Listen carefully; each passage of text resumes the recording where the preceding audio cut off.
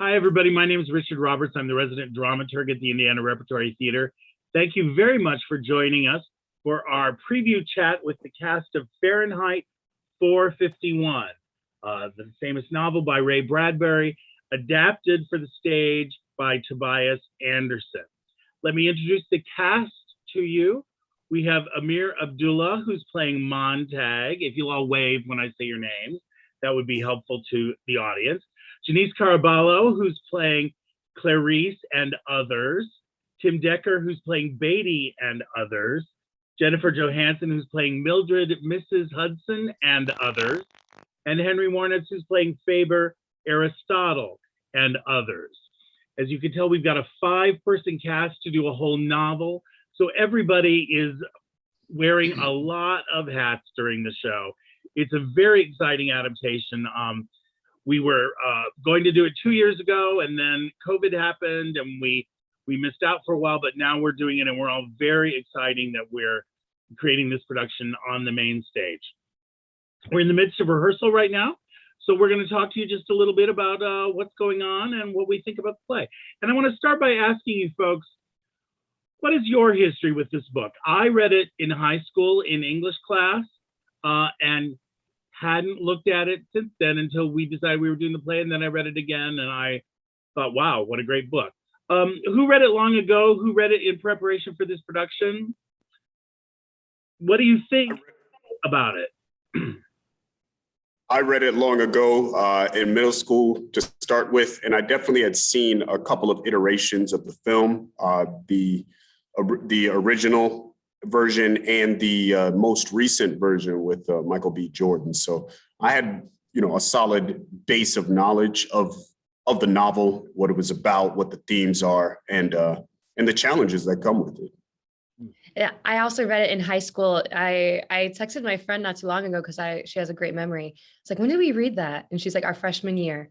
But like the image of the Mildred show, came to me right away. Like that's like automatically what I associated with it. Like I just remember that image so clearly from a long time ago.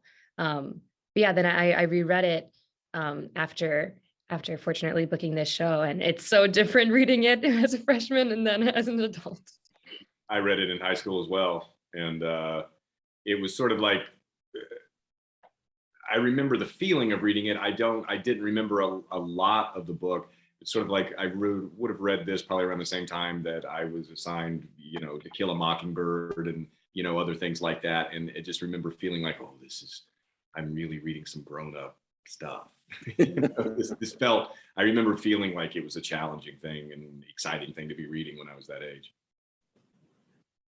Yeah, I read it also as a young person. I can't remember exactly what year, but in school I also read it then. And I can't remember whether 1984 was before or after this, but I remember that like they were in somewhat quick succession, and I thought, sort of blew my mind. So yeah, it was wonderful to return to it.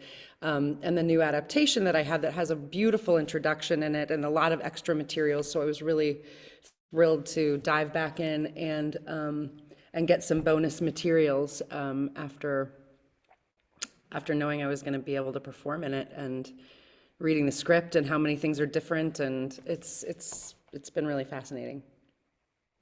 I'm pretty sure I read it in high school, and that was a long time ago. But I say that because when I reread the novel before rehearsals began, it was all very familiar, in terms of, oh, I remember this. So I read it at some point in high school, I think, as we all did, and I do have a memory of seeing the Truffaut film at some point also. But I have another memory of a black and white film. I did not see the new Michael B. Jordan one, but I saw. I have a memory of two people walking through the woods saying they were the brothers Karamazov or something. So I can't remember if that's in the Truffaut film or another film, but that's my memory of it. It's such a powerful book. How do you think that the book, which was written in 1953, relates to us in our world today? Well, I'll continue because I just stopped. So it seemed, it's ridiculously prescient in terms of the things that were, the one that really hit me was the TV wall as our TVs get bigger and bigger, and if you go to you see any kind of sporting event, the giant, massive jumbo screens they have, we're inundated with that. And it's been the case for many years. I mean, you go into an airport or any kind of bar or lounge, and the TVs are always on. You go into like your doctor's waiting room and the TV is on. I mean, it's ubiquitous. And so I think that's the thing that strikes me the most. The little things in the ears are kind of the seashell radio is very prescient as well. I think there's a lot there that was predicted and came true. I think there's also just a lot in social mores and, you know, the dumbing down of public discourse and the lesser importance of books and the greater importance of the image, not only just the constant image of television, but the idea that thinking about words is less important than thinking about images. So let's talk about books for a little bit. What do you think is the importance of books? What is your relationship to books? What do we get from books that we don't get from other media?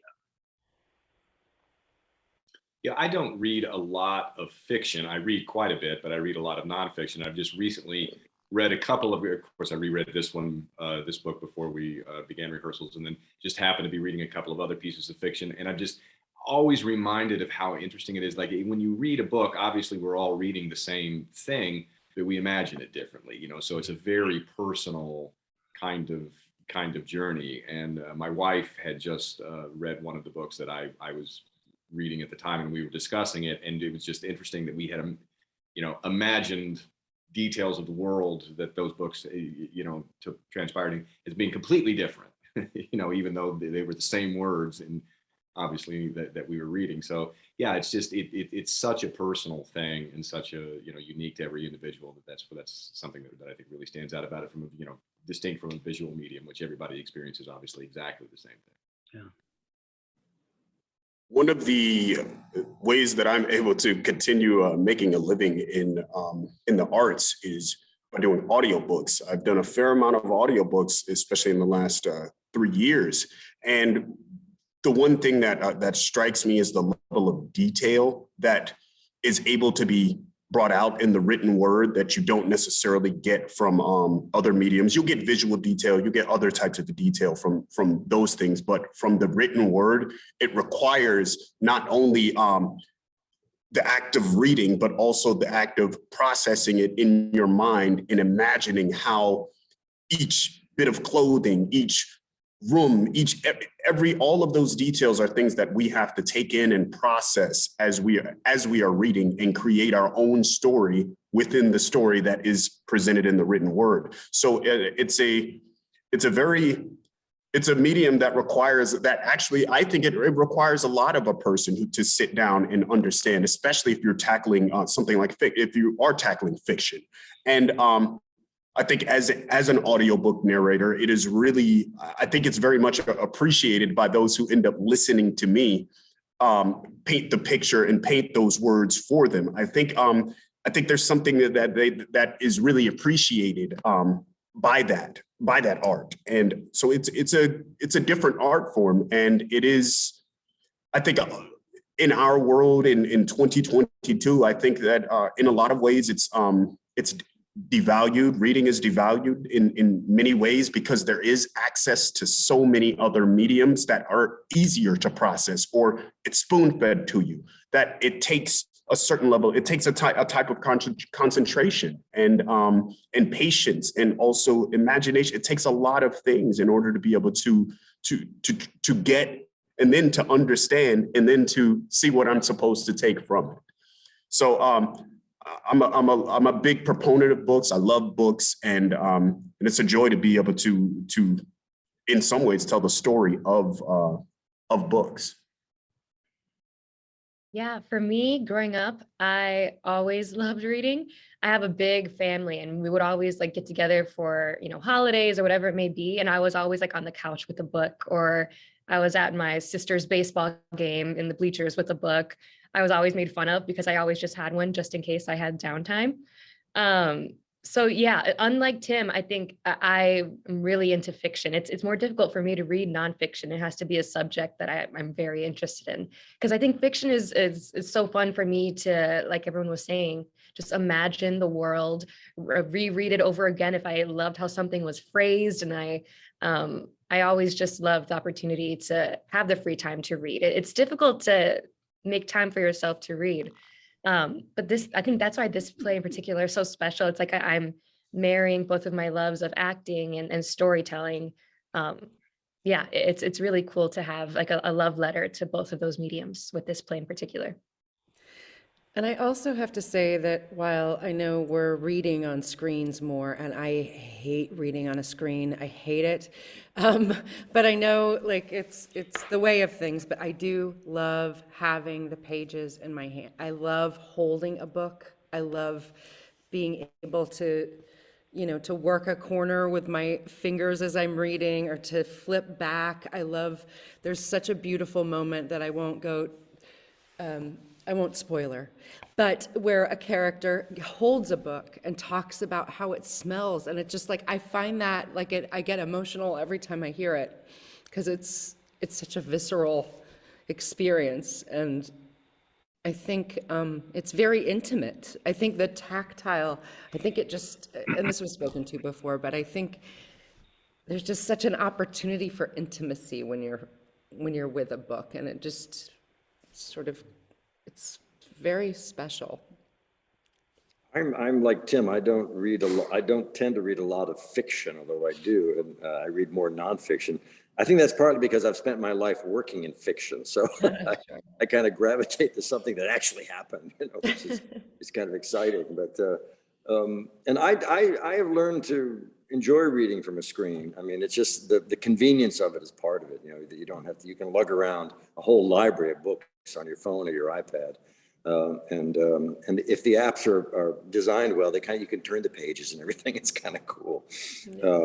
But in terms of what fiction means, the writer George Saunders said that fiction makes you think differently, and reading fiction makes you think differently. You have to, like Amir said, you go to somebody else's brain, you go to somebody else's place. And writers like Salman Rushdie and people like that take you to these fantastical kind of surrealistic, places and very complicated worlds. It opens up doors for you, and I think that's one of the things I really love about it. Janyce, I'm like you. When I was a kid, I read all the time. And then as I got older, I read less. And now with my job, I read so much for work. I went for many years without reading anything for pleasure at all. And one of the very few advantages of COVID is that I've started reading again books of my own choice, which has been, a nice thing that I've really enjoyed again. Let's talk just a little bit about that dichotomy between books and screens. Think about how much time you spend on screens for various reasons, how much time you spend communicating with other people. How do you find a balance with those two things in life? How do you try to you gravitate to what has meaning to you in some ways? I mean, and in a way, the screen is just another version of a book, which is another version of a scroll. I mean, when people started doing the codex, say, oh, I don't want to read that stuff. I want to read the scroll.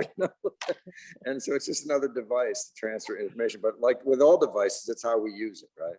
It's how we use it. And the designers of these things are very clever in making them entertaining, which is the human being's hook, right? Something's entertaining, it's interesting, it's like it's Mildred and the TV wall. That's my family, it's my show. My favorite show is on. And those become substitutes for real experience.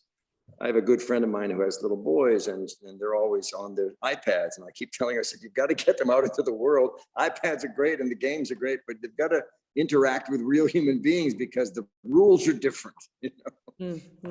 So it's hard. I think it's hard to find balance. I stay away from social media. I'm not on social media at all. So that is good for me. So I think one of the things that's interesting about your question, Richard, is that you ask it as we obviously are all sitting here having this conversation on, on screens. And for my part, frankly, I do not feel like the quality of this conversation is any less because of it. You know, I often feel that way, that the interaction. I mean, you know, obviously, if you can be in, you know, relating to someone in person, that's, you know, preferable. But I don't often feel that things are necessarily lost because they're happening over technology rather than in person. And so you know, the idea of finding that balance, I mean, I feel like it's more of a kind of a, you know, very dependent on the specific interaction. And yeah, if there is a balance, I guess I'm saying I don't know where it is. I find that these Zoom conversations kind of help me to focus a little bit. So, you know, silver linings. Yeah, I think I think it's a challenge. And I think technology has moved so quickly in the last 30 years that it's hard to say, it's really hard for us to make a defining line in saying what's positive and what's negative, because I want to sit and make the argument that, you know, for all the times that we sat and learned and read things from textbooks, you know, 50 years ago, kids of today can now talk to a person in a different country. Kids of today can now interact and are getting actual pieces of those cultures that are there, as opposed to someone else's interpretation to what they put into a textbook. So in some ways, I think technology can make, especially this younger generation coming up that has been all technology.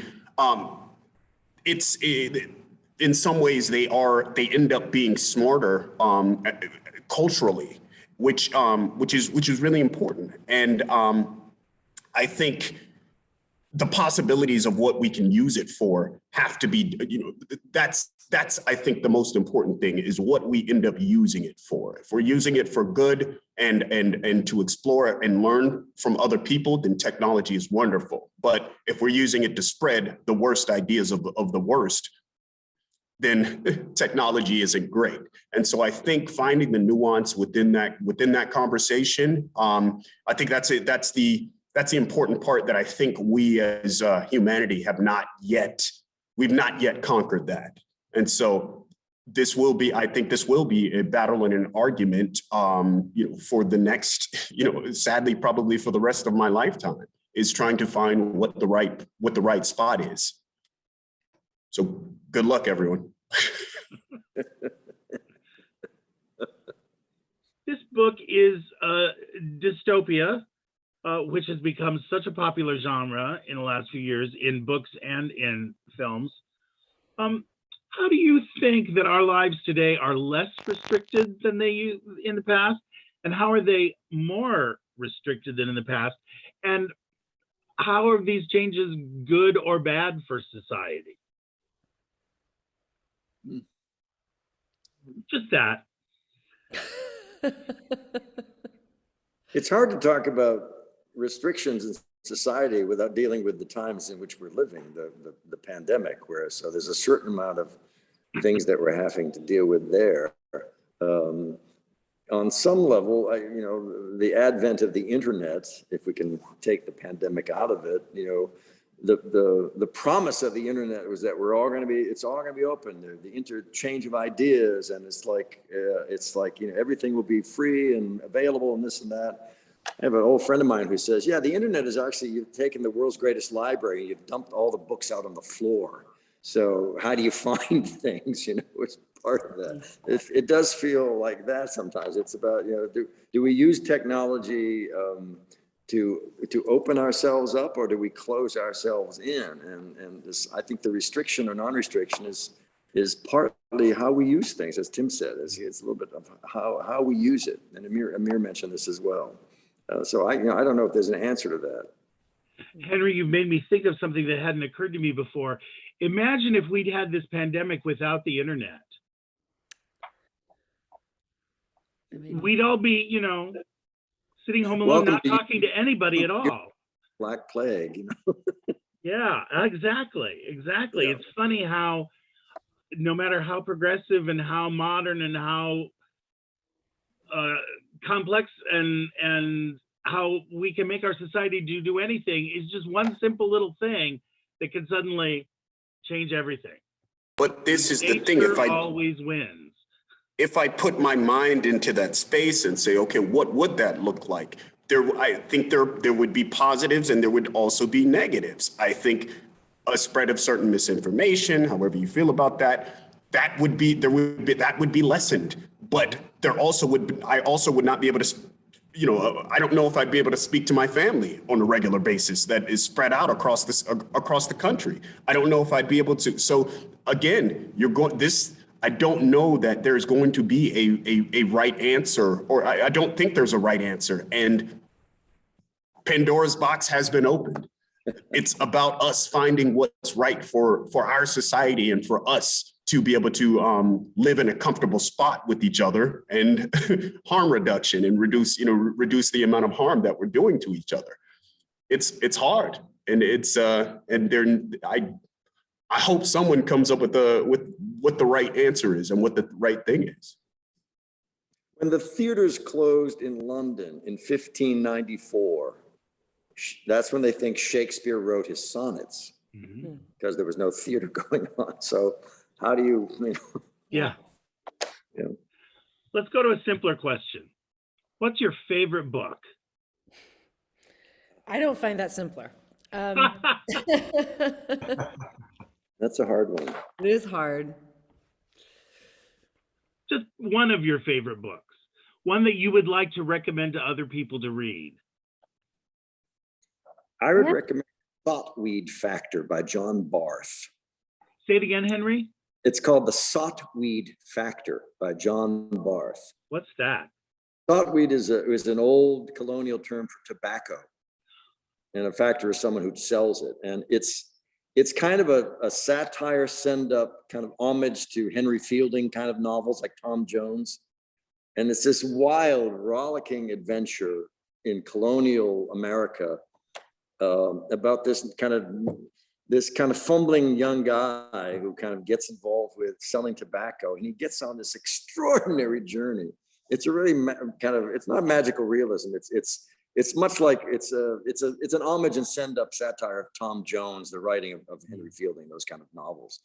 And it's just wildly entertaining and fun. And it was written like in the early 60s or something like that. A friend of mine recommended it to me once. It's a big thick one, but it's a glorious read.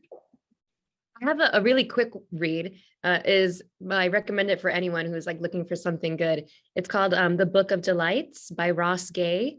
And Ross Gay is like this amazing poet, and it's more of like reflections. Every chapter, they're just small books or small excerpts of what brought him delight that day. And it's gorgeous. It's really nice. You can like read at your own pace, and obviously you can go to any chapter and it could be its own kind of freestanding story. But it's so great. I recommend it for anyone who needs a good pick me up. It's a very difficult question, Richard. I think I'm gonna have to cop out and say, okay, if more recent books and one that I've had the pleasure of reading is a book series called Tristan Strong, which I narrated. Side note, but they're incredible. They're wonderful books. They're wonderful young adult fantasy books that marry like African folk culture and folklore with a very American story. It's amazing, and it's a tale of overcoming as a young adult. I love the autobiography of Malcolm X on my political on the political side, as well as No Place to Hide by Glenn Greenwald. Those are all amazing books that come from completely different perspectives. And so those be my top three, even though you asked for top one. Fine. I suppose one of the first books that I really loved in my adulthood was A Prayer for Owen Meany, John Irving. Just a wonderful book to read and reread. I read a ton of books the last few years, and as you were saying, Richard, like restoring the ability to read for pleasure, which was a gift of this time. And I find mythology really interesting. In the book Circe, it was a kind of standout from, but you have to kind of be into the mythology if that makes your head pop. But I thought it was a beautiful story.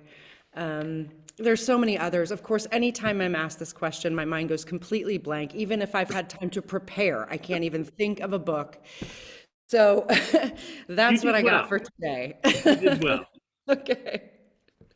Typically, my favorite book is something I've read very recently. Particularly if I read nonfiction, I'm typically terribly interested in a subject, and I'm consuming a lot of different books on that topic, and then I lose interest in it, and it's like it never happened. But I just recently read, in terms of fiction, I just recently read The Overstory by Richard Powers, and it's a popular book right now. But it's sort of it's one of those novels where the writing, sometimes there's just so much virtuosity in the writing that I can scarcely believe that a person actually did this. It's like, how does someone sit down and write an opera? It's just, the craft is just amazing to me, but it's sort of very loosely structured around the emerging science of the interconnectivity of trees and how underground fungal network allows trees in the forest to communicate all kinds of information to one another, much in the way that the internet allows us to communicate. And that's an analogy that's very alive in that book as well. So yeah, that's my favorite one for right now. I'm like you, Jen. If you catch me a month from now, I've probably got a completely different answer. But. Sure. I'll throw out a book I read recently, The Amazing Adventures of Cavalier and Clay by Michael Chabon. It won the Pulitzer Prize a bunch of years ago, and it's been on my shelf for like 10 years. And I finally read it, and oh my God, it was so good. The framework is this story of two Jewish boys who get into the early comic industry in the 30s, and that just takes them everywhere in the world. It's got it's got stuff about the golem in the European ghettos. It's got this amazing sequence at the South Pole during World War II. It's spectacular. I loved it so much. One last question. What are you most looking forward to about this production? Or what are you looking forward to? On the topic of technology, I've never been a part of a play it's so reliant in a world that needs technology in order to exist. It's going to be so fun to like see it all come to life, all of the amazing design elements. It's going to be like nothing I've ever experienced before, just having all of the screens and the lights and all of that around us helping support the story go on. Yeah, I'd say the same thing. When I read the adaptation, I went, oh my gosh, they're going to have a lot of technology to make this thing really kind of pop out at us. That's why I positioned myself here in front of the green screen that has already been utilized. Yeah, the cast, the first thing the cast did was film some stuff that's going to be in the show. Yeah. Right. But I think also I think it's incredibly, I love that the IRT has chosen this play, and I love the compression of 5 people making it all happen. And I think it will be so eerily, almost uncomfortably relevant for people, and hopefully magical. I think this is one that I hope people will want to be in the room for, because I think it's going to be a real experience to be amidst all of those great effects and be in the room with it. I think I'm always interested in hearing what people end up taking away from this story, because there are many different themes. This is going to mean different things to different people. So I'm looking forward to having an audience and seeing how people respond and what they take away from it. That's always the biggest joy for me, for it being in the arts. And so I look forward to seeing you there. I can't speak for everyone else. They do too.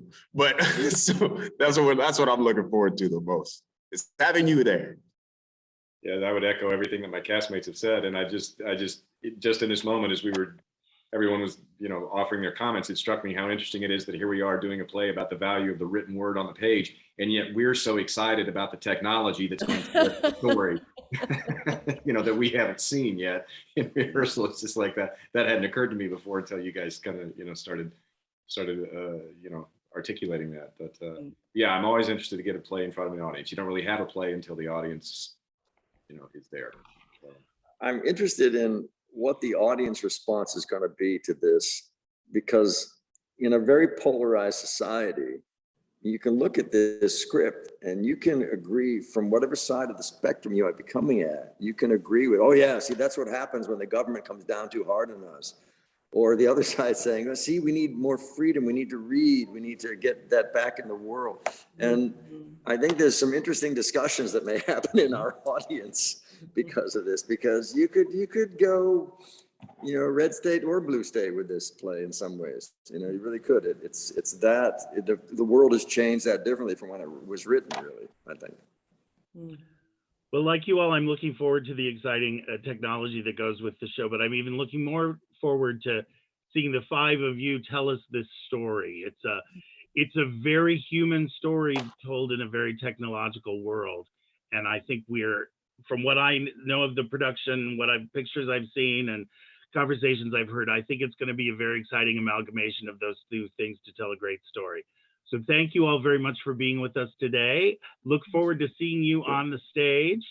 And thanks everybody for watching. Thank you. Thank you. Thank you. Everybody be well.